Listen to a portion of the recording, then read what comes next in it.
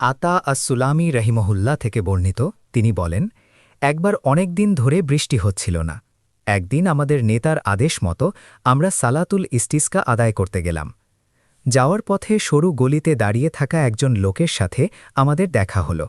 লোকটি আতাকে চিনতে পারলেন এবং জিজ্ঞেস করলেন, এটাই কি কিয়ামতের দিন? এটাই কি সেই দিন যে সম্পর্কে আল্লাহ কুরআনে বলেছেন?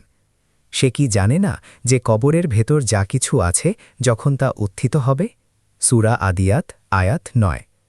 মূলত সেদিন তিনি লোকজনের বিশাল সমাবেশ দেখতে পেয়েছিলেন, যা তিনি আগে কখনো দেখেননি। আতা বললেন, না, আমরা বৃষ্টির জন্য আল্লাহর কাছে দোয়া করতে যাচ্ছি। লোকটি জিজ্ঞেস করল, দুনিয়ার মাঝে ডুবে থাকা হৃদয় নিয়ে নাকি ঈমানদার হৃদয় নিয়ে? আতা বললেন, ইনশাআল্লাহ ঈমানদার হৃদয় নিয়ে। মসজিদে কেউ পৌঁছানোর আগে লোকটি আল্লাহর কাছে হাত তুললেন, আল্লাহর দরবারে দোয়া করলেন। আতা বললেন, এরপর আমাদের গন্তব্যে পৌঁছার আগেই বিদ্যুৎ চমকাতে শুরু করল এবং বৃষ্টি পড়তে আরম্ভ করল।